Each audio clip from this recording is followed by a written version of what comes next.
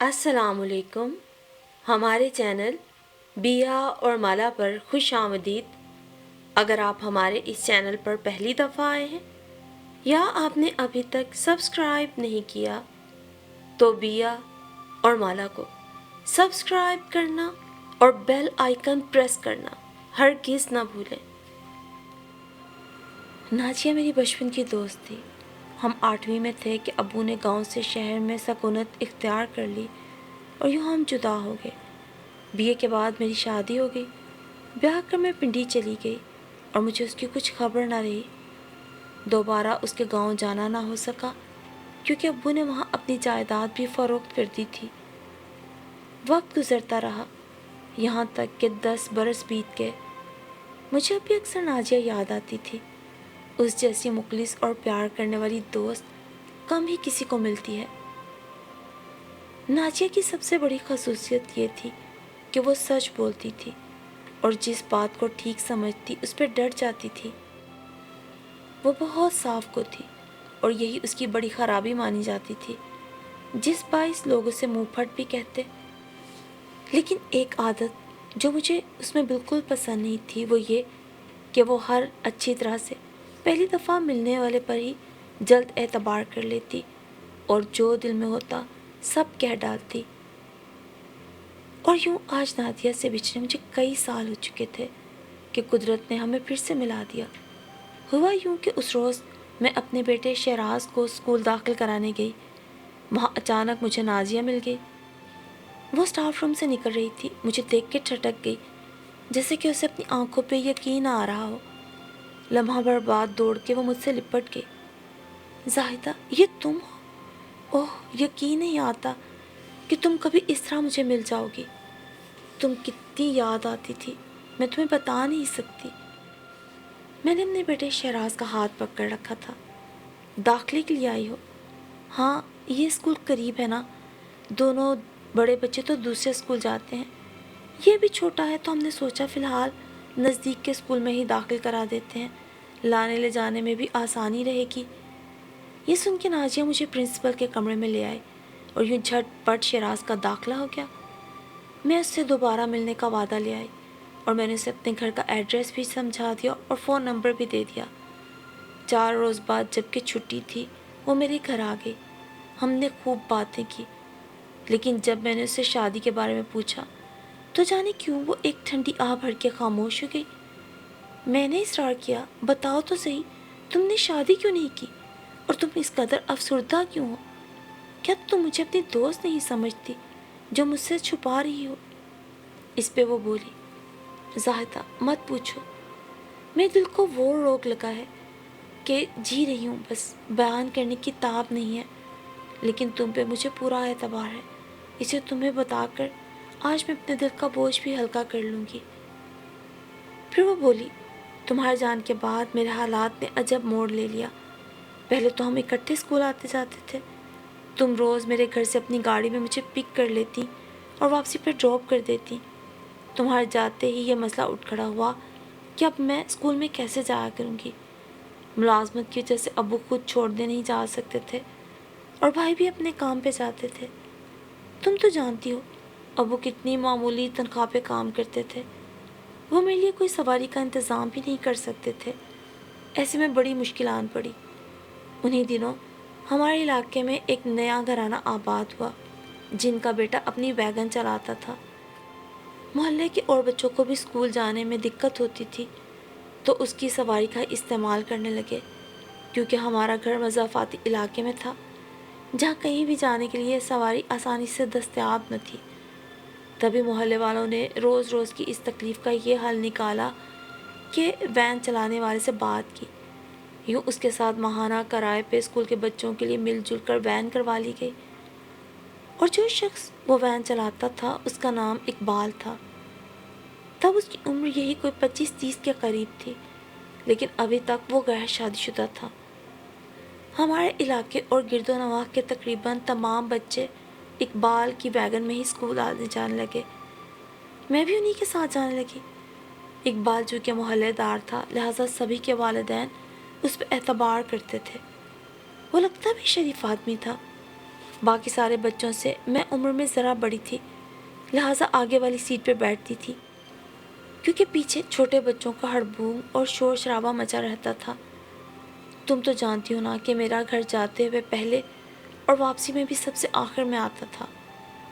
اقبال جو کافی خوبرو نوجوان تھا، کافی شائستہ اور مہذب بھی تھا، تمام بچوں کے ساتھ بہت پیار سے پیش آتا تھا۔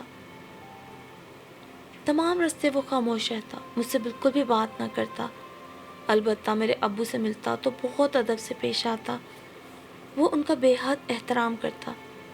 ابو بھی اسے بیٹا کہہ کے مخاطب کرتے تھے، اور پھر گزرتے وقت کے ساتھ اقبال کے ابو سے اچھی خاصی دعا سلام ہو گئی۔ 2 ماہ اسی طرح گزر گئے۔ بالآخر ایک روز میں نے خاموشی کا روزہ توڑ کے اسے مخاطب کر لیا۔ بات ہی کچھ ایسی تھی، 1 ماہ کا کرایہ ابو ادا نہیں کر پا رہے تھے، کیونکہ جو ویگن کا کرایہ دینا تھا وہ رقم امی کی بیماری پہ خرچ ہو گئی تھی۔ تبھی ابو نے معذرت کر لی کہ اگلے ماہ وہ 2 مہینوں کے پیسے دے دیں گے۔ کوئی بات نہیں، اپنے گھر جیسی بات ہے، فکر نہ کریں، جب پیسے ہوں گے تب سہولت سے دے دیجیے گا۔ اور پھر اگلے مہینے بھی پیسے نہ جڑ پائے۔ تب میں نے اقبال سے کہا، ابو کہہ رہے تھے کہ 2-4 دنوں میں ہی انتظام کر دیں گے۔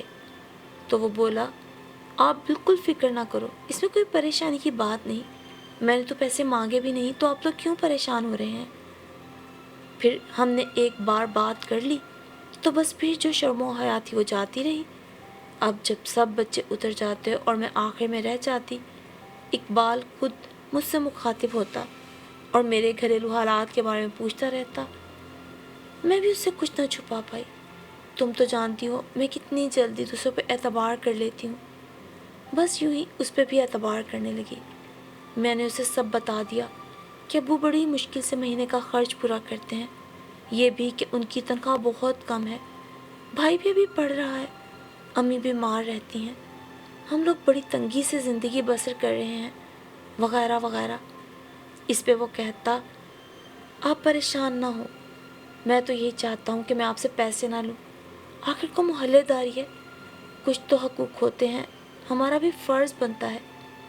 اور بس ایسی باتیں میں بھی سنتی رہتی، مگر میں نے گھر میں کبھی بھی کسی کو نہیں بتایا کہ اقبال مجھے اس طرح سے کہتا ہے کہ امی ابو یا بھائی بدگمان ہو جائیں گے۔ وہ ضرور مجھ سے پوچھتے کہ تم مجھ سے کیوں یہ باتیں کرتی ہو۔ وہ تو نہایت شریف اور بھلے مانس سمجھتے تھے اقبال کو، وہ تھا بھی بھروسے کا آدمی، تمام محلے والے اس پہ اعتبار کر کے اپنے بچے اس کے سپرد کرتے تھے۔ ایک روز میں نے اس سے پوچھ لیا، آپ سارے بچوں سے اتنے پیار سے بات کرتے ہیں، کیا آپ کے اپنے بچے ہیں؟ اس نے بتایا کہ وہ بھی شادی شدہ نہیں، لیکن اسے چھوٹے بچے بہت اچھے لگتے ہیں، اس لیے وہ ان سے پیار سے پیش آتا ہے۔ میں نے پوچھا، آپ نے ابھی تک شادی کیوں نہیں کی؟ تو اس نے بتایا کہ میری بھی ایک کہانی ہے۔ دراصل میں ایک لڑکی کو پسند کرتا تھا، وہ ایک غریب لڑکی تھی اور اسکول میں ٹیچر تھی۔ میں نے اسے حاصل کرنے کی سر توڑ کوشش کی، لیکن اس کے گھر والے نہ مانے، انہوں نے رشتہ دینے سے منع کر دیا کیونکہ اس کی منگنی اپنے چچا زاد سے ہو چکی تھی۔ مجھے بہت دکھ ہوا۔ آخرکار میرے ابا جان نے مجھے سمجھا بجھا کے خاموش کرا دیا۔ اس لڑکی کا نام مہناز تھا۔ اس نے قسم کھائی تھی کہ وہ میرے سوا کسی سے شادی نہیں کرے گی، لیکن اپنے والدین کے سامنے اس کی ایک نہ چلی اور زبردستی اس کے منگیتر سے اس کی شادی کرا دی گئی۔ اس نے مجھے کہا تھا کہ میں شادی کے بعد یہ بندھن توڑ کے تمہارے پاس آ جاؤں گی، لیکن دیکھو دن مہینوں اور مہینے سالوں میں بدل گئے، وہ نہ آئی۔ اس کے انتظار میں نے بھی شادی نہیں کی۔ بالآخر اپنے گھر والوں کے مجبور کرنے پر میری منگنی بھی رشتہ داروں میں کرا دی گئی، لیکن میں ابھی تک شادی سے گریز کر رہا ہوں کہ شاید کبھی مہناز آ جائے تو میں اسے کیا جواب دوں گا۔ اب تک مہناز کو نہیں بھلا سکا میں، دل کسی اور سے شادی کرنے کو تیار نہیں، سخت تکلیف میں ہوں اور اپنی تکلیف کسی کو بھی نہیں بتا سکتا۔ آج نہ جانے کیسے تم کو بتا دیا۔ یہ کہتے ہی اس کی آنکھوں سے آنسو ٹپک پڑے۔ میں نے اس کے چہرے کی طرف دیکھا تو اس کا دل محسوس کر کے مجھے بھی شدید تکلیف ہوئی۔ شاید اس نے اپنی داستان میرے سوا آج تک کسی کو بھی نہ بتائی ہو۔ حالانکہ ان دنوں میں 9ویں جماعت میں پڑھتی تھی اور میری عمر بمشکل 14-15 برس ہوگی۔ پھر بھی مجھے اس نے اس لائق سمجھا کہ اپنا راز نہ بنا لیا، اور مجھے لگا میں بھی اس کی بڑی غمگسار بن گئی، بہت بڑی ہو گئی ہوں، اس قابل کہ کوئی مجھ سے اپنا دکھ سکھ بانٹ سکتا ہے۔ وہ تو اپنوں کا ستایا ہوا تھا اور میں حالات کی ستائی ہوئی۔ ہمارے گھر اچھا کھانے کو تو نہ تھا، اس کے ساتھ نہ اچھا پہننے کو، نہ ہی کوئی پیار محبت سے بات کرنے والا۔ بھائی ایک تھا تو وہ بھی ہر وقت چڑا چڑا سا ہی رہتا۔ اب میں بھی اپنے حالات، اپنے دکھ اقبال کے ساتھ شیئر کرنے لگی۔ اسے بھی سہارا چاہیے تھا، مجھے بھی غم گسار کی ضرورت تھی۔ میری ماں بیمار، باپ خرچہ پورا کرنے کی الجھنوں میں رہتا، بھائی بات ہی نہ کرتا، بہن کوئی تھی نہیں جس سے دل کی کوئی بات کہہ سکتی۔ ایسے میں ہر روز اقبال کا مختصر سا ساتھ میرے لیے کسی نعمت سے کم نہیں تھا۔ تمہارے بعد میری کوئی سہیلی بھی نہ تھی، اور تمہارے جانے کے بعد مجھے اقبال کی صورت میں ایک سہیلی مل گئی، کیونکہ وہ ایک پختہ ذہن کا مالک تھا۔ وہ یوں اداسی سے اپنی محنت سے جدائی کا تذکرہ کرتا کہ میرا دل اس کے دکھ کو محسوس کر کے تڑپ جاتا۔ میں سوچتی کہ کیسے اس کا دکھ دور کروں۔ کاش میں وہ لڑکی ہوتی تو اس کے درد کا مداوع کرتی۔ وہ اتنا ہمدرد تھا کہ ہمارے حالات کے بارے میں کرتا اور فکر مند رہتا، کوشش کرتا کہ وہ ہم سے میرا کرایہ بھی نہ لے، 2-3 ماہ بھی گزر جاتے تو نہ پوچھتا۔ لیکن ابو کے اندر اس چیز کا احساس تھا، وہ رفتہ رفتہ قسطوں میں ہی میرا کرایہ ادا کرنے لگے، اسی وجہ سے کہ وہ ہر وقت پیسوں کا تقاضا نہیں کرتا تھا۔ وہ ابو کی نظروں میں اور زیادہ پسندیدہ ہوتا گیا اور ان کے دل میں گھر کرتا گیا۔ ابو اسے اکثر ہی گھر کی بیٹھک میں بٹھا لیتے، چائے پانی پلاتے، ادھر ادھر کی باتیں ہوتی۔ ابو اس کی باتوں سے متاثر ہو چکے تھے۔ اقبال کافی باشعور، سلجھا ہوا اور نیک خیالات کا حامل تھا۔ میں دل ہی دل میں سے پسند بھی کرنے لگی تھی۔ یہ ہمدردی کب چاہت میں بدل گئی یہ مجھے بھی نہیں پتہ چلا، لیکن میں اس سے کبھی اظہار نہیں کر پائی۔ ایسی لڑکیوں کو میں ہمیشہ غلط سمجھتی تھی جو عشق و محبت کے چکر میں پڑ کے بدنامی مول لیتی ہیں، لیکن جب وہ مہناز کا ذکر کر کے افسردہ ہوتا تو مجھے اس پہ بہت ترس بھی آتا۔ پھر ایک روز اس نے خود ہی مجھ سے اظہار محبت کر دیا، تب میں بہت پریشان ہوئی۔ میں نے اقبال سے کہا کہ یہ کیسے ہو سکتا ہے، آپ کی تو منگنی ہو چکی ہے، یا تو پھر آپ یہ رشتہ ختم کریں۔ وہ بولا یہ ممکن نہیں۔ تو پھر آپ مجھ سے یہ بات کیوں کر رہے ہیں؟ بھلا میرے ساتھ آپ کا تعلق کیسے قائم ہو سکتا ہے؟ وہ بولا میں مجبور ہوں، میں تمہیں چھوڑ نہیں سکتا۔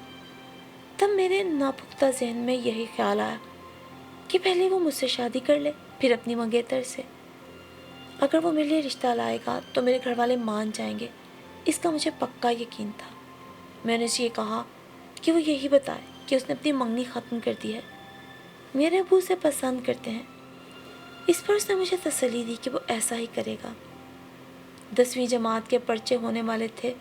15 دن کے بعد ہمیں چھٹیاں ملی امتحان کی تیاری کے لیے۔ تبھی مجھے پتہ چلا کہ اقبال کے گھر میں شادی کی تیاریاں ہونے لگی ہیں۔ شادی کا کارڈ ہمارے گھر آیا تو میں سن رہ گئی۔ مجھے لگا جیسے کسی نے مجھ پہ بم گرا دیا ہو، ایسے لگا جیسے دنیا ختم ہو رہی ہو اور جیسے یہ میرا سفر آخرت ہو۔ اب تو چھٹیاں تھیں، میں اس سے مل بھی نہیں سکتی تھی، بات نہیں کر سکتی تھی۔ بالآخر چھٹیاں ختم ہو گئیں۔ ان کی شادی کو 1 ہفتہ ہو گیا تھا۔ مجھے اسکول تو جانا ہی تھا، آخر 10ویں کے امتحان تھے، کوئی مذاق نہیں تھا۔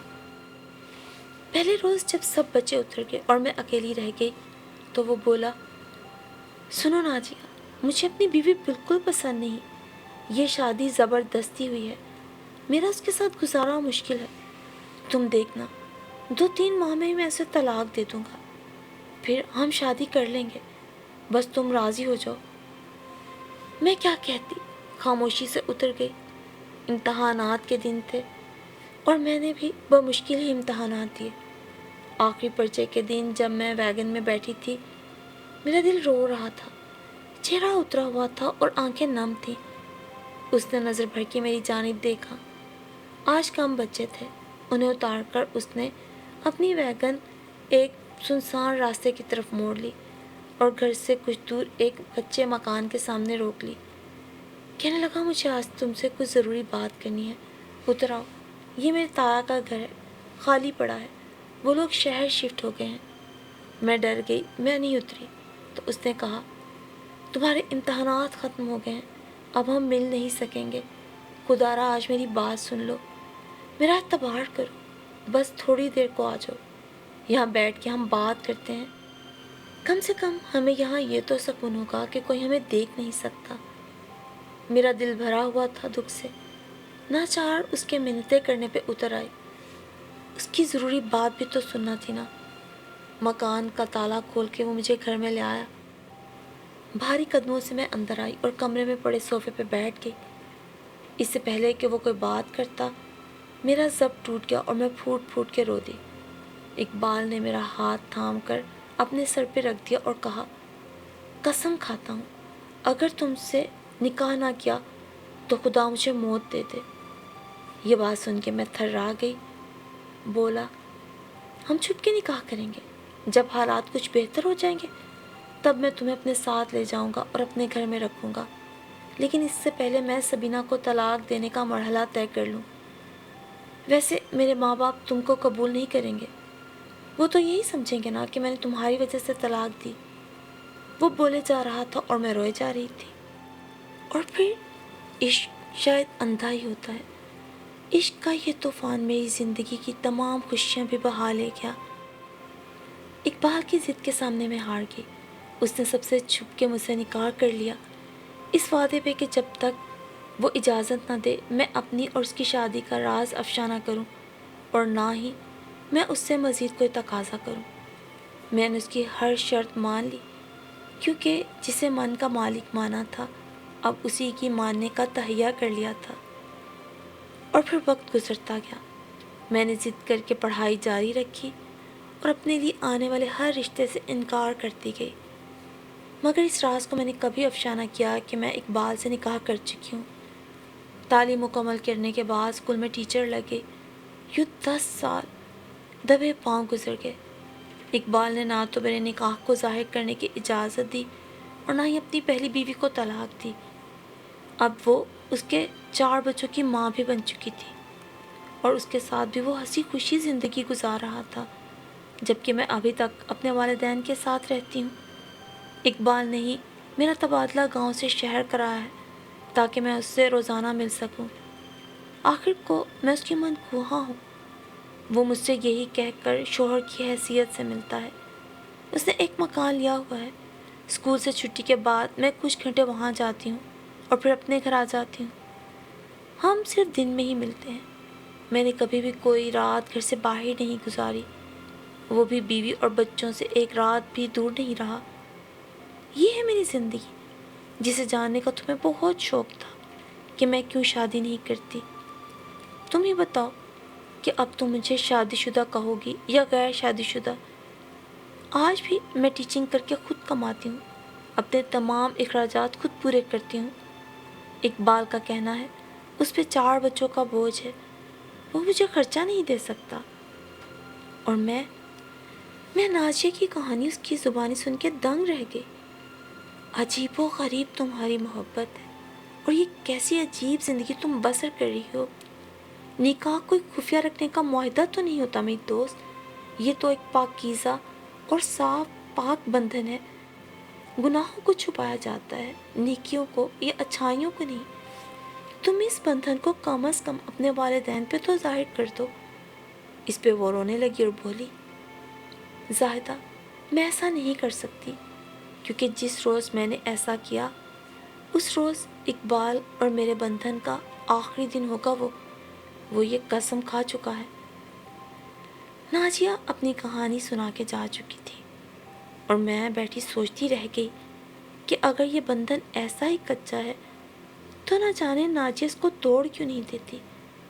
लेकिन मुझे 1000 बार सोचने के बावजूद भी इस सवाल का जवाब समझ नहीं आया।